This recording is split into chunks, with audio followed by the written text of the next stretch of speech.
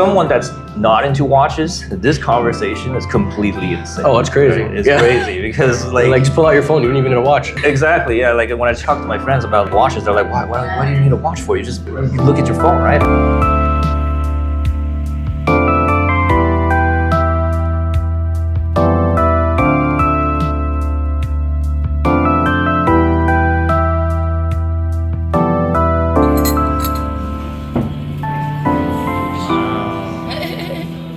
Hello and welcome back to another video by yours truly. I'm joined by a special guest today at the first episode of Coffees and Watches, or Watches and Coffee. A tentative title for now. So we have watch collector, watch enthusiast turned into watch dealer extraordinaire, Alex Querenza at the table right now. It's very popular among the watch sales groups. You might have seen this face with his Facebook posts about all the watches he has for sale. If you want to follow him on Instagram, it is AC Watches MTL. So if you want to buy or sell a watch, acwatchmtl on Instagram. Yeah. All right, so we have all of his watches right here on the table. So this is the first time I'm going to try and do this. This is a multimedia experience. We're going to just talk about watches, kind of like talking watches with Hodinkee, but less the celebrities. You know, if Ed Sheeran wants to come on our show, he's more than welcome. And I hope you're going to invite me. Of course, yeah. If he wants to come, Alex is definitely going to be my co-interviewee. And we're just going to be talking about all the watches on the table right here. Multimedia experience. I got 2 cameras going on right now. So let's start with all the watches that are on the table. Let's start chronologically, maybe, from the first watch you got. Yeah. So I guess this is the piece that kind of got me into the game. This was so I got into the watch game because a close friend of mine, big watch enthusiast for many years, and when I got married, he gave me his. This was his first automatic watch. Wow. And when I got married on my wedding day, he gave me this, which was my first watch. You can tell it's like a Nomos homage Rodina, technically all in-house because it's Chinese, but Chinese movement. Nice. With hacking, not hacking, but hand winding automatic. So I guess it's got one thing over the Nomos. The Nomos is not automatic. Oh, they're really? they're tangente, but yeah, so that's kind of the piece that got it all started. And you kind of have the real Nomos here, right? Yeah, so I got 2 clubs, and it's funny, actually, my brother really likes this design, so I ended up picking him up the Tangente for him, so he has that now, open case back. If ever he decides to sell it, maybe I'll pick it up myself. And Really nice. So this is like a Chinese movement? yeah, so it's Seagull. Seagull, so it's for what it is, it's a fantastic watch at the price point. I have a Seagull as well. Like when I went back to China, my uncle gave me a Seagull. Apparently over there, it's like it's kind of like Seiko over there, which is like one of the, I think it's the biggest Chinese mechanical watch brand in China. It's very popular. Yeah. But here, like, not very well known. You know, people tend to want Japanese or European watches, but I think Seagull is definitely a very nice brand in China. Yeah, super well known too. Very robust. I mean, this watch has been going on. I'm gonna say he got it secondhand, and it's probably already 8 years old from when he bought it. So I can't even, I don't know how long before, but never been serviced. It's still like keeping time, and it's just great watch. Yeah, from what I heard is that Seagull makes a lot of parts for the Swiss watch industry. This is what I heard. Yeah, I don't know if it's true, but You might get some people upset here. yeah, I might get some people upset because from what I heard, they make the moving parts and they just assemble it in Switzerland, because you know Swiss made is not completely means every part is made in Switzerland. They just have to assemble over there. I think it's a certain percentage that it's Swiss made. Yeah, so that's what I heard. Nothing to be alarmed about, right? Chinese quality is not bad. I mean, they make all our smartphones, so they can probably make some nice mechanical watches. Yeah. All right, so on to the next watch. Which one? I guess after that, when I started kind of building up my own collection, this was the next watch, Seiko. I remember having to convince my wife to drive to Ottawa with me to pick this up, because some guy had this. He picked it up in Longueuil, shipped it to him. He decided it wasn't really what he wanted, so it was still kind of wrapped up in the box. And Seiko Alpinist. This has been the baby Alpinist, yeah. Baby Alpinist, yeah. So it's been great. I mean, for the price point, like you've got the dial texture, you've got, you definitely have Explorer vibes. Yeah, definitely. With this, 200 meter water resistance. So if I'm go on vacation, I take this in the water. This also has a killer movement too. I think it's 6R35, 70 hour power reserve. Yeah, exactly. Yeah, 6R35. So this is, I mean, you got that open case back. Yeah. Just a really great. What made you decide to go for that one instead of the one with the compass? I found the one with the compass, although it's more true to the original design, I just found it too busy. Yeah. Yeah. And you'll notice in my collection, I'm not like, this is the flashiest watch I have. I don't like flashy. Oh, it's true. Yeah. I don't like flashy watches. I don't like things that are too busy. I'm very, I like simplicity. So this kind of, it's simple, but with the dial that it has, that textured dial, it kind of hit all the right marks for me. Yeah, I made a video about this watch right here, the Alpinist, but the one with the compass bezel. Yeah. And I said in that video, who the hell is going to use the compass bezel? This is the most useless complication ever. And one of the commenters is like, hey, I go outside all the time. I use the compass bezel all the time to orient myself relationship with the sun, to find my way out there. And I'm like, oh, wow, good for you. Good Yeah, that's definitely not me. That is not you, right? That is not me, yeah. I feel like if they change the compass bezel to be like a timing bezel, people will use it perhaps more often. But yeah, really nice watch. I really like the dial right here. Yeah, no, again, I mean, everything's related to the price, right? So, like, you're talking, I think you can get secondhand, you can get them for like $600-700, and you're just getting. And we're talking Canadian dollars. Canadian dollars. Yeah, we're in the great white north. Yeah, that's it.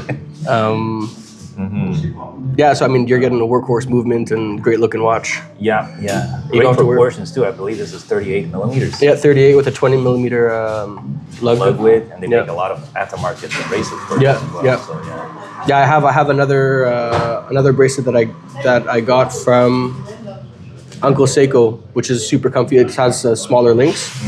Yeah, no, it's just really easy to pair. Yeah. Yeah, and then so then from there, I guess my next watch would be, I think it's this black Nomos. So the story with this is that, so following the Rodina, that friend started talking to me a lot about Nomos, and then I kind of got into the Nomos design, and you'll notice a lot of divers and field watches. Yeah, I noticed. Yeah. Yeah. And so I got this club. Yeah. Originally, I got this one without the open case back, and then someone on one of the watch groups posted this one with the open case back. So my brother ended up actually picking up the other one that I had, Okay. and then I managed to get this one with the open case back. So Nice. yeah, again, I mean, very simple, but in-house movement. They're great watches.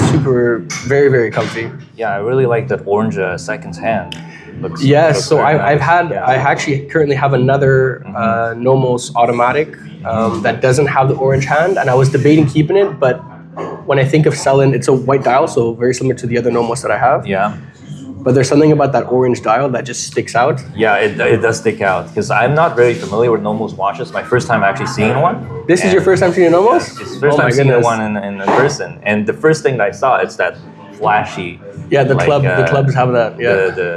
The orange hand right here. Yeah. What do you think about the California dial? A lot of people don't like it. A lot of people don't mind. I think it's the wildest thing that I have. I guess I don't know. I find it's different. Yeah, so it's simple. If you don't know what the California dial is the top is Arabic numerals and the bottom you have Roman numerals, which to some people is kind of disorientating, but some people. I think it's fun. Yeah, I think so because it's a fun watch. It's not super dressy or serious, so that's why with the orange hand California dial, I think it's a pretty nice piece. Also very thin. Huh? Yes, like it's very, very, very comfy. In the summer, I generally tend to wear that because it's just very light on the wrist, and you don't. What's the power reserve on this? Those are 42 or 48 hours, if I'm not mistaken. Really nice. Yeah. So you started with the Chinese Nomos, and then got a real Nomos afterwards. Yeah, and that's it. And then I enjoyed that one so much, and I spent a long time looking for a white dial. So I mean, the Rodina is white, but it's dressy, but like an everyday white dial. And I one that came close that I had for a short time was the Christopher Ward C63. I think it's their GMT. Yeah. But the white for me was it was too white. Oh yeah, like more like an eggshell white, what you're looking for, right? Yeah, exactly. So I really like it. It's actually it looks almost like a silvery. Yeah, it's kind white of like sand white a little bit. Yeah, and it has a bit of a texture if you see it in the right light. Gonna try to catch that on the B-roll. Yeah, for sure. and again, open case back.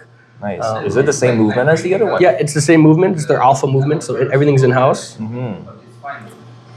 So again, like for the price point, Canadian dollars, you can get them or between depending on the condition and full kit or not. You know, you're looking at maybe like 12, 13, all the way to 15, 16, and you're getting great, reliable in-house movement. Yeah. Good. I think it's a good looking watch. It's definitely good looking. Like I've only seen them in pictures, and seeing them in real like really makes me want to have one as well. You know. And again, I mean, their club line now they have a bunch of different colors. I went with the two simplest colors, black. They call it black. It's called, I think they call it Noche or something. It's like a dark gray. But I always say, like, just buy what you like, right? Like, I'm gonna show you guys my watch maybe in the next video. They're all like dive watches that are vintage inspired, right? So just buy what you love. And if you like, you know, Nomos and whatever, like, don't be afraid to buy, let's say, two of the same watch with different colors if you like it, right? Yeah. So it's funny. I kind of had my collection laid out maybe a few weeks ago, and I was looking at the whole picture of everything, and I realized that I got like two of everything. I got two Nomos, I got two Tudors, I got the two Seikos, and then we'll look at the other pieces. But I mean, I definitely know. I think I got to a point having kind of gotten into reselling watches for for myself or for clients that kind of want me to deal with that. Because not everyone wants to sell or take the time to sell and deal with people, so they'll kind of contact me. So I've kind of had the opportunity to just get on hand so many different watches, and it almost like fast tracked the collecting process. So not having to have purchased all of these watches myself, but just having them on hand on consignment. For sale, I get to see kind of what I like, what I don't like, and then so I think I don't know if iCollector can ever say that You told me like a couple months ago, he told me he was done, but then he has got a new watch. Yeah, I picked up another watch on exactly. last So we're week. never really done. We're never really done. Yeah, when you think you're done, and then you get a piece that you didn't know weren't looking into. Exactly. Yeah. Like, oh, finally, that's a nice piece. I remember when he sold me this watch. He's like, "Yeah, I think I'm really good. My collection is in a really good place right now." And I'm just like, "Yeah, right. Okay, we'll see about that." And then we'll have another watch. I think that dialogue my wife and I have been having for a long time. Yeah. You know, babe, I think we're done. Yeah, right, for sure. Yeah. I don't bother. I'm telling her she doesn't know what I am. She doesn't. It's just as far as she's concerned, it's all the same. It's all the same. No, I definitely talk watches a lot at home, and she's gotten into the watch game a bit. Does she have a watch collection as well? She's got so I picked up a really cool Seiko Japanese a Seiko JDM watch, which has like a textured gold from someone in Montreal actually, and she loves that thing. And then I ended up having a vintage Rolex Oyster perpetual that came in, and she just kind of fell in love with it. A 34 millimeter gold plated. I'm happy for you. Yeah. So get the wife into the hobby. That's something that's very difficult to do. Difficult. Yeah. Fun when she can enjoy it with you, but then financially. Yeah. Also more expensive. Well, I mean, if you have some like smaller watches, she can be really. Well, that's it. Yeah. Yeah. When I went to a Tudor authorized dealer, the lady was wearing a Black Bay 58. Yeah. So I mean, there was a trend. I think there's a trend recently that men's watches are getting smaller and smaller, and women tend to wear bigger and bigger watches. I don't know if that trend is going to continue. That overlap is gonna. Yeah. Eventually, we're all going to wear the same watches. Yeah. So one thing I wanted to ask you is like, I mean, you have like a normal job, and so do I. But like, how did you get into watch dealing and collecting watches, and getting from this to all this? Like, I'm sure people at home would like to know, like, how do you get from this to all this? Yeah. From just becoming a watch dealer, like a freelance watch dealer kind of thing. Yeah. So I have a full-time job, so engineer, consultant, work from home. And things kind of just happened organically. Like I said, when I started buying, it was more just watches that I wanted to. I like this. It's one thing to see a picture or a video. Of course. It's another thing to have the watch on hand. Yeah. So, I had a small budget. That was when I first started allocated. Yeah. And kind of started picking up pieces to see what I'd like, what I didn't like, and then would sell them if I decided not to keep them. And through that, just kind of talking a lot to people, and the watch groups were obviously a big help. Talking to people in Toronto and Vancouver, and so kind of just making those connections, and then it got to a certain point where watches that I had sold to people, and I had kind of built up a clientele because people would continue buying from me. Yeah. Then they'd ask me to sell their pieces, and then that's Yeah. kind of when the consignment Yeah. started. Yeah. And things just kind of grew organically, and it's really cool because I'm at this point where it's like even on Marketplace, you know, I got lots of reviews now, and I'll actually just last week I sold a Unimatic for a buddy of mine. Oh, nice. Who was actually this. That blue one, right? Yeah, the blue that, one. Yeah. So the friend that has that gave me this, he lives up north now, and he left a watch with me to sell because he picked up a Nomos, their Polar, their Club Sport Polar 37 millimeter. So I ended up meeting someone on Marketplace in the West Island, and then he asked if I sold, like, you know, just like that on Marketplace. Yeah. Here's a watch, and then he's like, "Oh, do you sell on consignment?" So then, yeah, the answer now is yes. So it's like even on Marketplace, there's just kind of things are happening organically where I'll meet people, and I met Andres on Marketplace. yeah, me too. Yeah. We have a common friend. This is how because I sold a couple watches to him, and he sold a couple of watches to him. And and one time I saw the watch that I sold to our common friend. That he was selling the same watch. I'm like, what is happening? What is that? Yeah. So Yeah. that's how we kind of Yeah, got in touch. he's slowed down a bit on the watch game for now, but there's been weeks where I've seen him multiple times, and he's big into the watch game too. Yeah. And he loves buying, and Yeah, we'll try to get him on the show, but now he has just 2 watches, so we'll see. well, you say just 2 watches, but he's got 2 great watches. Exactly. Yeah. I'm sure we can talk a lot about other stuff. On the show, yeah. So actually that's it. The 2 Rolexes that I have come from him, which we can get into later. But All right. yeah, so kind of just happened organically, and kind of allowed me to build more capital for what I was putting into watches. Yeah. And so I try to keep whatever income this kind of side job has brought, because Exactly. I put it back into this, so I don't, you know, overdo myself with, like, it's easy. It's really easy to.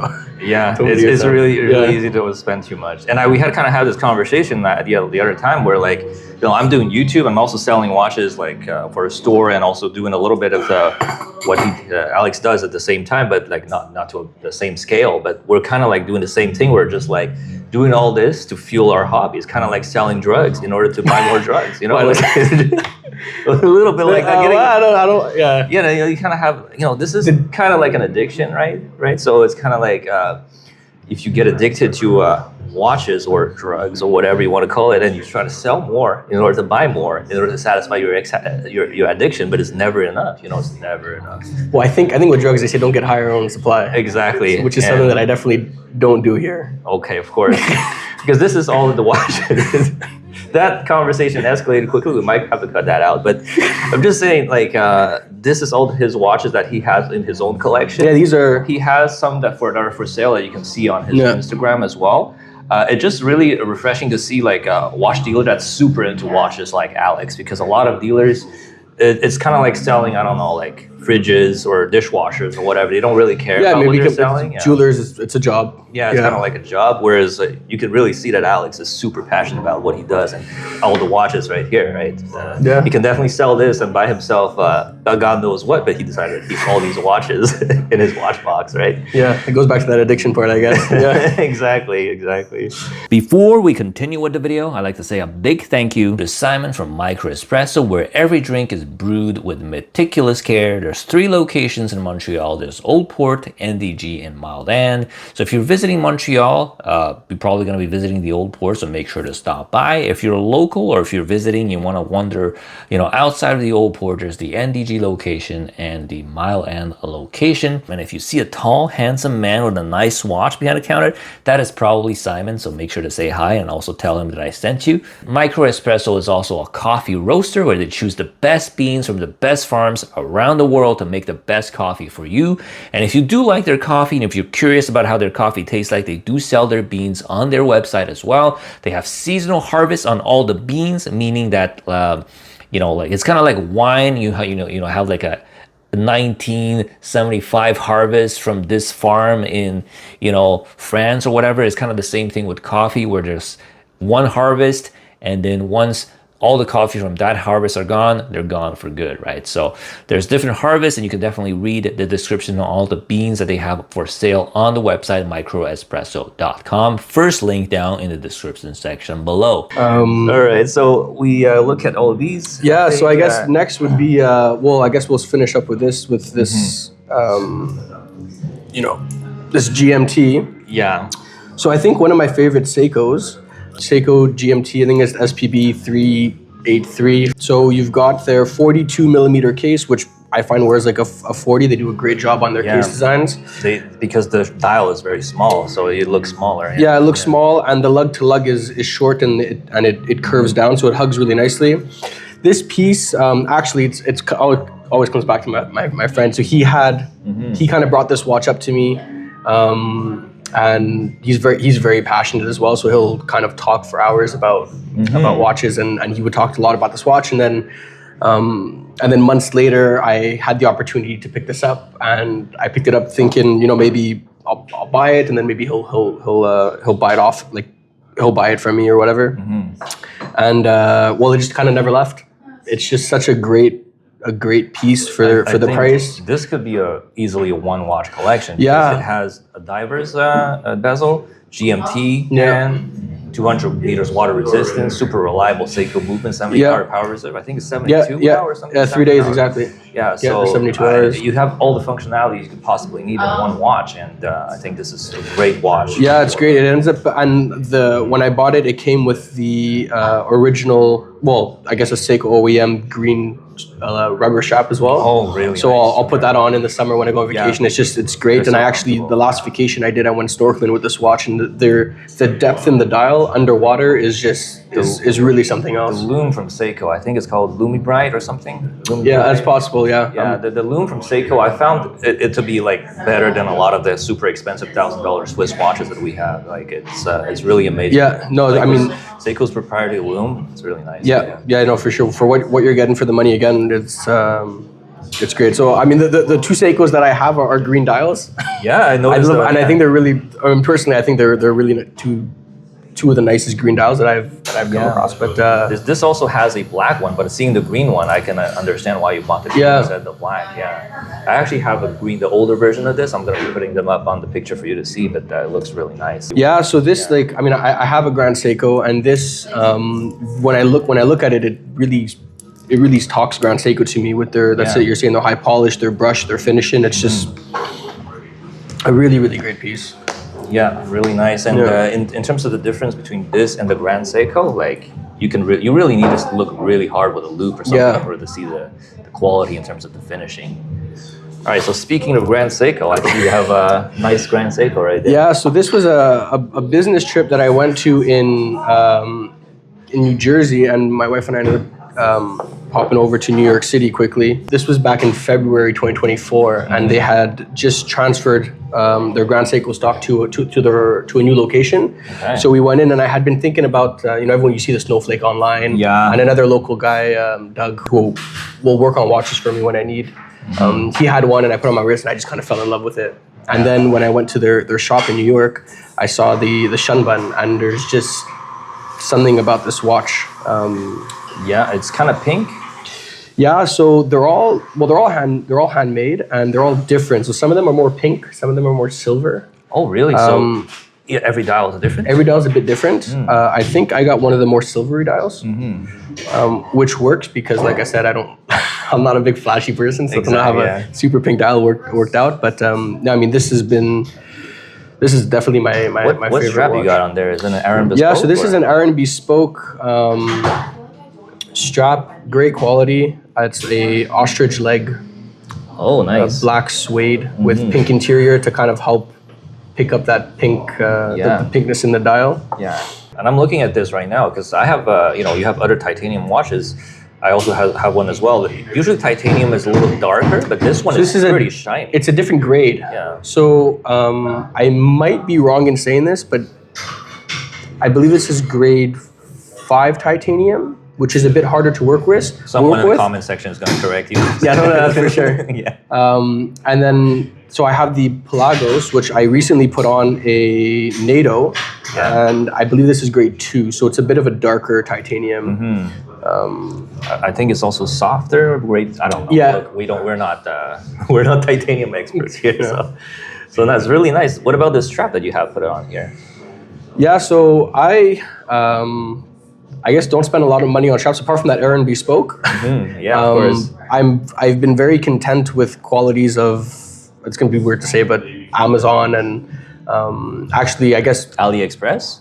AliExpress, and this comes from CNS Watch Oh yeah, cheap nail watch straps. Yeah. So they were some of the first straps that I got because you can get like a bunch of. I think if you get more than 5, you get like 20% off or something. Yeah, something like that.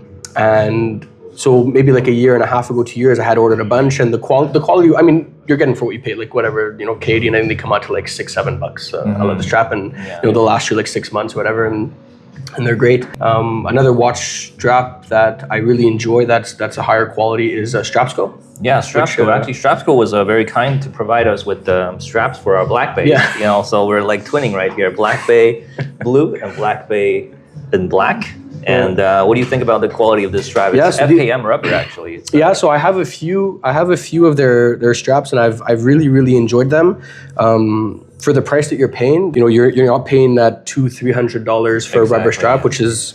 Some of these rubber strap companies are charging ridiculous prices. Yeah, the same cost as tires. It's crazy. Yeah, exactly. Yes, exactly. Then you can buy a tire with that. You can buy tires with the rubber, yeah. No, I mean, so I have a few other FKM and sailcloth straps from them, and this is the first rubber one that I have, but it's super comfy and it looks so good. Yeah, the fit's great, and the color matching is fantastic. So definitely, if you want a higher quality but don't want to spend the $100-300, then Strapsco is definitely the way to go, and they're local, so it's cool. Yeah, they're local. They're from Montreal. I worked with them many times in the past, so it's really nice that they offered these two straps for us. Yeah, and we're gonna get the fit on the end link, right? Where you can call it the end link. The fit on the watch is really the curve part. Yeah, the curve part is perfect. It's nice. Yeah, that's what we're twinning with our. Exactly. So you say this is your first luxury watch? Yeah, following, I guess this happened last Christmas, so Christmas of 2023. It's not the one that just passed, but 2023. I remember it was the Christmas Eve, and I had been looking at getting a diver, and I had just kind of gotten enough cash to pick one up. And then I messaged someone on the groups, and turned out he was from Montreal. And Christmas Eve morning, I'm driving down the highway, the only one on the road at like 8 a.m. Oh my God! Wow! And super excited, and picked this up, and it's been great. I've taken it on a few vacation trips, and it's kind of like a parallel journey, because I got this near Christmas from you too as well. I was on vacation during Christmas, and I saw you post that, and I was like, I gotta have that, because I was looking for one, and I know that you're like someone that's really nice to deal with, and I'll have no problem. So immediately messaged you, and then got myself my birthday. So I mean, the Black Blue line, they're just great. I mean, I have this, and we're talking about two of every kind of company. Yeah. So I got the Tudor and the Pelagos. What do you think about the Pelago versus the Black Bay 58? The Pelago's 39 right here. Which one do you prefer, and what do you think is the difference between these two mostly? Prefer? It's a good question. It's like choosing your favorite child. Yeah, I don't know if I can do that. I know I really enjoyed the Pelagos, and one of the aspects that I wasn't sure of at first was that the titanium. The Grand Seiko, I had that first, and it was titanium, but it's a dress watch, and you're kind of like, it's okay. It really grew on me, and then I was like, tool watch titanium. Yeah, the metal's a bit softer, I think. And I heard about scratches on this. I don't know if I heard about people saying you can't polish titanium or something like that. Yeah, it's a harder metal to work with for sure. It really grew on me. There was something nice about having, even on the bracelet, as I generally have it on the bracelet. I put it on this NATO strap, which I've been really enjoying. But just having this tool, like great tool watch that's super light. You don't even feel it on your wrist.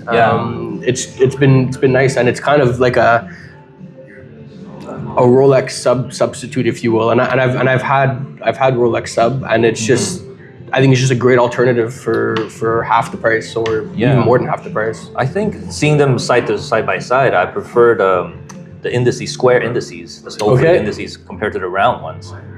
It's definitely, this looks more modern, whereas this one looks more vintage inspired. Yeah. So I mean, I think they both have a place. Yeah, they both have a place. So I try not to have two watches that are too similar. Too similar overlap. I mean, I have the same, I have two Nomoses. That's kind of the exception. They're two different colors, but I've tried parting with them, saying I'm going to sell this to pick something else, and then I just can't. No, yeah. I can't. It's all about what you love to wear. Like what brings a smile to your face, right? Yeah. Because all of this is very subjective, right? Yeah, for sure. It's like, to someone that's not into watches, this conversation is completely insane. Oh, it's crazy. Right? It's Yeah. crazy because Like just pull out your phone. You don't even need a watch. exactly, yeah. Like when I talk to my friends about like watches, they're like, why do you need a watch for? You look at your phone, right? Like, or you can buy yourself like a cheap $20 watch and it'll tell you the time the same. So the example I like to share is like people that like to collect Pokemon cards or baseball cards. Like to someone that's not into them, it looks completely insane, but to someone that's really into them, it's really something. It makes amazing. sense. It makes sense. Like it makes sense in the watch. What do you call it? If you Watch drank, community or if you drank the Kool-Aid, if you're down, if you drank the watch Kool-Aid, if you're down the rabbit hole enough, all of this makes sense. But understand that we are in a bubble right here. it's very contagious because Yeah, it is. I've I mean, it's a passion, so you end up talking a lot about it, and Yeah. you talk to your friends about it, and then Yeah. and it's cool. I mean, there's some of these pieces. There's lots of history behind them, and there's lots of Exactly. cool engineering. When you look at that Grand Seiko, that's like a feat of engineering with the spring drive Yeah. movement, and I actually got into watches because of a friend. He showed me his watch box, and I was like, wow, that's amazing. Yeah. And then he had a Grand Seiko spring drive as well. So they're yeah. great, love it. Mm. That's it. So then our mutual friend kind of brought me to these guys. I We're gonna Wasn't- end the show with the big hitters. Well, yeah, I got three. That's it. So I got the three big hitters, I guess. I wasn't sure if I was gonna ever get into Rolex. Oh yeah. It wasn't something that I necessarily desired, but I was talking. He came to meet me one day, and he had this OP36 on his wrist, and I just fell in love with That looks great. Yeah. with the watch, and not necessarily like the name. But just the proportions and the blue, and just it's very refined, and I kind of just fell in love with the watch. So then when he decided to sell it, I had the opportunity, and I picked it up, and it hasn't left my collection. It does look really nice. The OP36. Yeah, and it's great. I've actually paired this with another Aaron Bespoke strap, ostrich leg as Yeah. well, but in a brown, and it looks great. Yeah, it looks great. A classic size too, in 36 millimeters. You can share this with your wife. I can share this with her. She has her own. You don't want to share. OP30. Well, I'm very particular, like I said, with my. I don't like scratches, and Okay, but all right. she has her own Rolex. I got her a Rolex OP34. Okay, so no sharing with the wife. I'm not sure. That's too big for her. I've tried to get her into. I've had a Okay. few Black Bay 54s, the 37 millimeters. Okay. Tried to convince her, we can each have our own tutors, and she wasn't buying any of it. Yeah, I really like the weight of this. Like Yeah, you so can it- really feel the quality just by having it on your no, hand. it's great. Yeah. It's my smallest watch, and 36 to me, I've had like vintage pieces, and I don't generally wear small pieces, but the proportions of this. Yeah, it's perfect. Yeah, I think yeah. 41 would look pretty a little big because with these dive watches, the dial right here is smaller, right? But if you get like a bezel-less watch, the dial is bigger and will look a lot bigger than Yeah. 40. Yeah. So I've actually toyed with that idea of selling this and picking up a 41, but I do think that the 41 will be too big. However, I do have a Rolex Explorer 40, which is close to that 41 mark, but I think that. So then I guess the question would be, well, why didn't you get the 36 Explorer if you have the 36 OP and it works? Yeah, I heard that the 36 Explorer is really like 35. It's a lot. Oh, is a little it? bit I didn't know smaller. that. That's what I heard. Yeah. For me, this tends to be more of like a clean, casual, dressy piece, and I don't mind it being smaller. But my tool watch, I definitely don't want the tool watch to be small personally. And I think it looks good on you. yeah, so it had to grow on me a bit. I won't lie. I had it on hand, and I had it for a few weeks, and I was kind of unsure if I was going to keep it or not.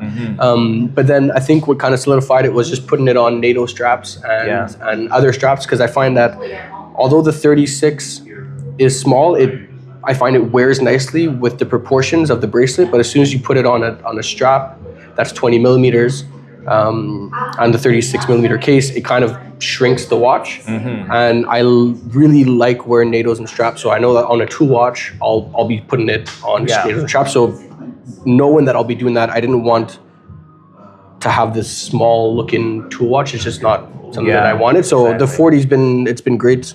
Yeah, I think because of the male end links right here, it makes the watch look a little bit bigger. Yeah. And if you want to make it smaller, you can put a strap on it. I think that's why, because of the male end links. Yeah.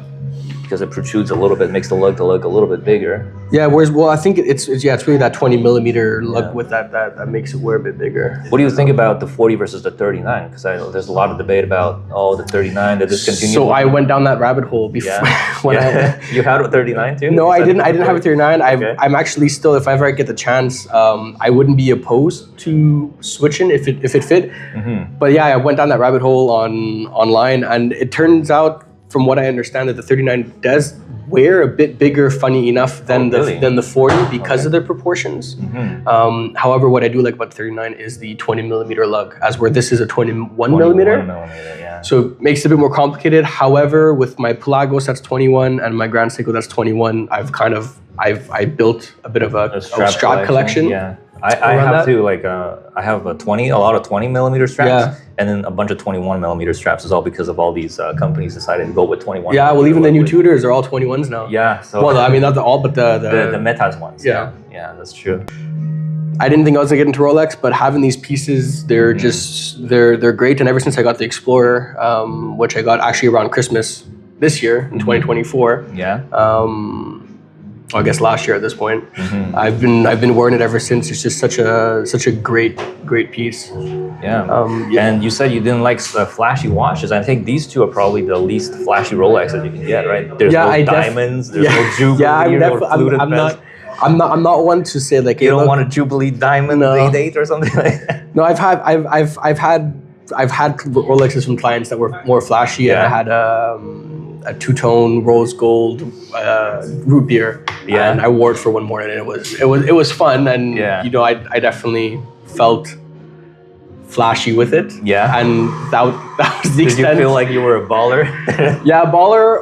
Baller or a jerk. I'm not sure which one I felt like. yeah. But no, I'm definitely I'm not wearing them to be flashy. I'm just wearing them because I enjoy them. And Yeah, that's the point, right? Like, it's all about your personal subjective experience with these watches, and it's okay if you want something that's flashy. You want to flex to other people, be like, hey, look at me, I'm so cool, so rich. There's nothing wrong with that as well. So like, it's really up to your personality and what you prefer to do. Like, what watches mean to you? You know, like So. I'm really happy to have done this with you. This is the first episode. I hope there's no technical glitches, and I hope the audio is good. I hope I clicked the record button, because I didn't remember to check that. So we're gonna find out later on. well, there is one more watch. Oh, that's true. We have another watch. This is your most recent pickup, right? My most recent pickup. So when I thought I was done, like you said, I thought we finished my collection. I ended up getting offered this Omega Speedmaster 57, and I've had a few Speedmasters, vintage, new, and they're nice watches, but they never really spoke to me. And then I picked this up, and it's just this like a slate blue metallic and dial. It looks great with the flat link bracelet. It does look really nice, and the blue too. It changes color with the sun. Yeah, We're no, gonna it's try to get some footage of it. it's a really really great watch. I know it's kind of fitting. I always, even though I thought my collection was done, I always had this desire. Well, you don't have a chrono in your to collection. maybe have that's it. No chrono and no Omega, which. So there was that, I guess, that hole, if you will. Yeah. It's easy to go down that rabbit hole to say I don't have this brand and this brand, but Yeah, exactly. I think it's just a great addition to the collection. Yeah, rounds up the collection pretty well. So are you done now, or are you? Well, I mean, I can tell you that. Whether it's We're true, never done, yeah. whether it's true or not, it's a different story. But I think that I think I'd be pretty much done. The only change that I would maybe make is this Nomos I would sell to get their new Club 39 Smoke automatic open case back on bracelet. I think if I can get my hands on that, which they're not easy to come by, I would probably do the switch. But apart from that, I've kind of honed into my three divers, my field watches, and my dressy watches, and now my chrono. Yeah. And I think that's probably the flashiest watch you have, with that flashy, polished bracelet right here. It looks really comfortable as well with this. It is. It's comfortable. Small links. You got the micro adjust on the clasp. It's just. It is sapphire crystal on that one. Yeah, sapphire crystal, and the back too. Actually, it's got a great. God! Case Look back. at that! Yeah, it's wow. beautiful movement. That looks really nice. Yeah. So you had many Speedmasters, you say, and this is the one you decided to get, because there's so many Speedmasters, right? It's really hard to pick one. Yeah. I had a lot of the I had the Hesalite, the sapphire sandwiches. Yeah. like older and newer models, and I mean they're great watches, and they actually, even though they're 2 millimeters bigger than this on paper, or millimeter and a half, they were smaller because the lugs curve down. But yeah, I just thought this was so different. Yeah, it's more unique compared to, let's say, just the Hasselite Moon watch, which is a good option. Oh, they're by the way. fantastic Yeah. watches. Great watches, and the sapphire sandwiches are. I mean, they're Yeah. fantastic watches, but If you want to be a little bit extra, you can get this one. yeah, I guess that's it. Yeah. Yeah. Yeah. So that's it. I mean, that's kind of everything that I have for now. All right. Well, I say for now. You see, I'm already using language to say that I'm going to change my collection. exactly. Maybe we'll be back in the next episode, and it was going to have a completely different role. I don't think so, but I don't think most so of these either. are keepers. Yeah. Yeah. So really happy to have done this with you, It's been great. It's been a pleasure. This is the first episode. And a big thank you to Simon for also hosting us in his shop right here Yeah. at Micro Espresso. 3 locations in Montreal. The best coffee ever. We just both had coffee right now. Really nice coffee. So thank you very much to Alex for doing this video with us. So if you want to buy or sell your watch, follow him on Instagram. I'm going to be putting his Instagram on the screen and also in the first link down in the description section below. If you have any questions regarding any of these watches, do not hesitate to ask down in the comment section below. And I'll see you guys in the next video. Yeah.